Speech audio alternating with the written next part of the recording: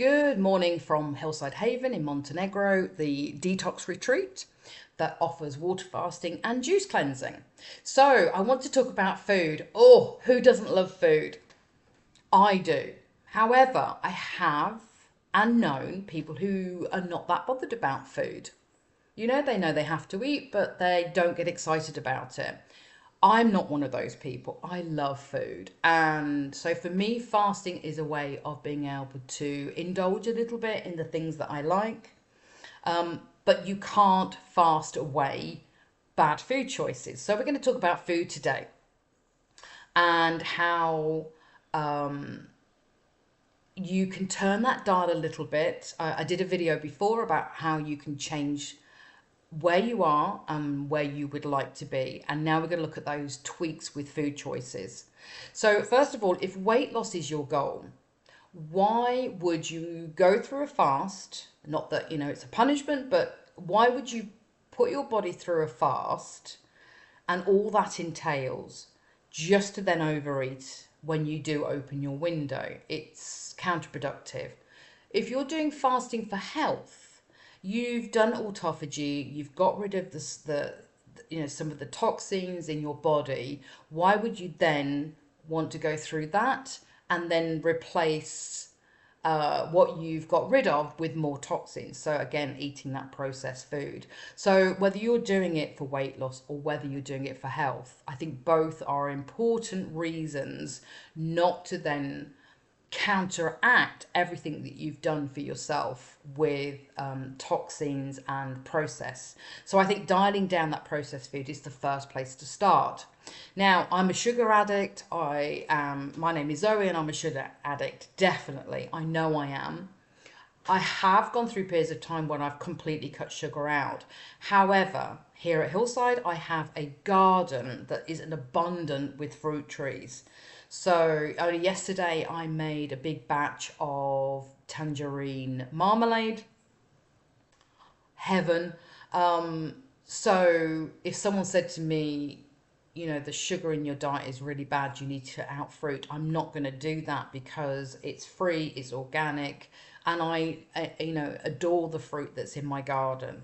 So, everything in moderation, I think, is the best thing. I also, if I do eat processed food, I can really feel it the next day. My joints ache if I eat, too much wheat. Does that mean I'm never going to eat bread? Hell no. I do eat bread from time to time. It's a bit of a treat, but I eat the unprocessed, maybe the sourdough bread, and really enjoy it. I made a butternut squash soup yesterday and I had some really nice bread with that. So, fasting means that you can have those things, but there's no point eating them and undoing all of the goodness that you've already done. I also have found that if I eat a high protein meal at the end of my eating window, I find it easier to fast the next day. If I eat too much sugar or I've eaten something processed or I've drunk alcohol, I also find it much more difficult to fast the next day. So I think it's about experimenting and finding what's right for you and tapping into that and listening to your body.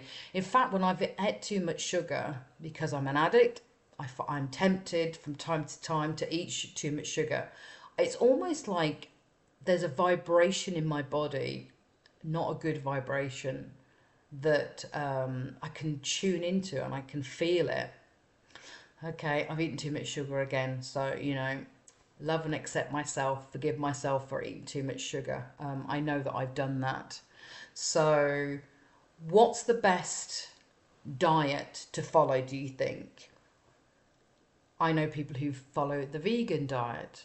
They say it's the best diet for them, plant-based, whole food diet, probably a very healthy diet. Then I have other people who have tried vegan and they haven't got on with it. I know people who have tried the keto diet and found that health problems have disappeared over time with that diet.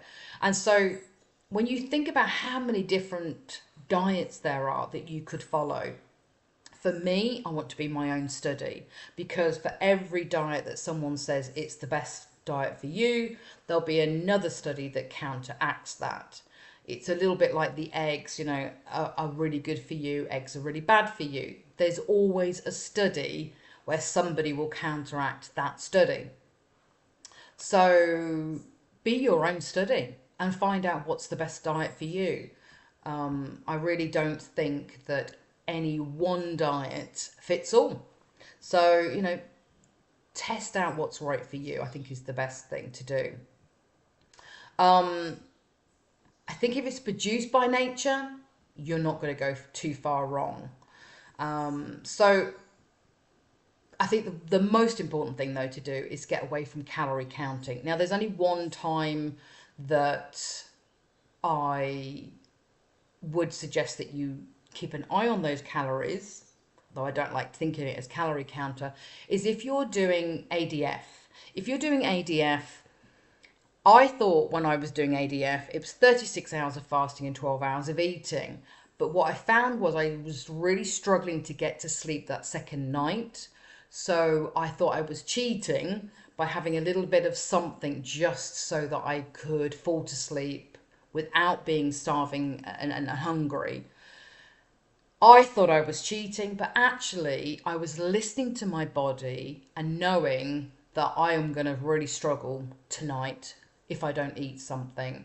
And was I eating probably 500 calories? I probably was eating less than 500 calories. I was probably having a banana, a bit of yogurt, just something to tide myself over for the next day. Then when I looked into more of ADF, actually you can have those 500 calories just to take you over so that you can sleep better that next day.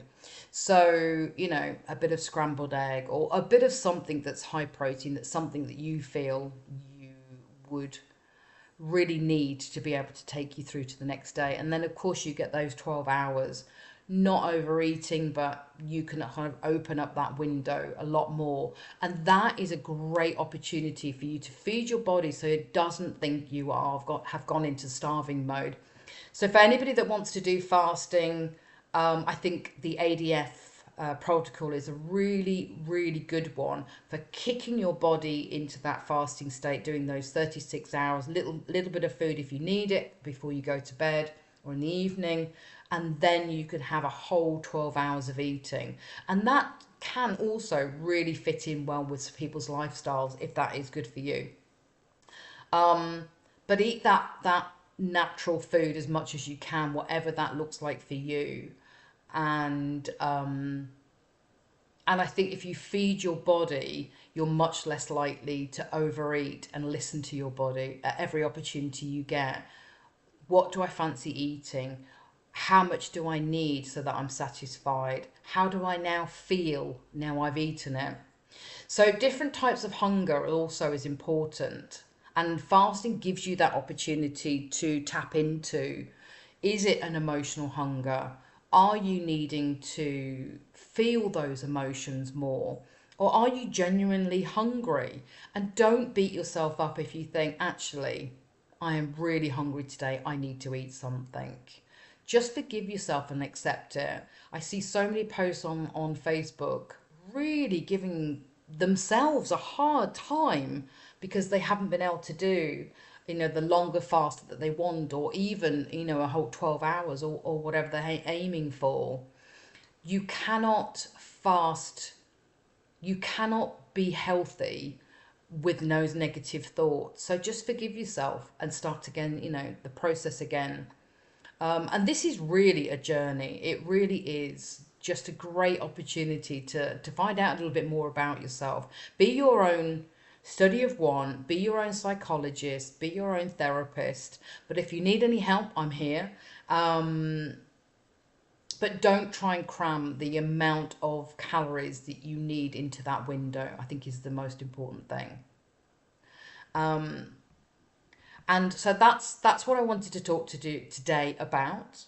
And by fasting, you can train your body to eat less, to tune into your natural abilities, to know when you're full, to know when you are genuinely really hungry, and it's all about just following that journey.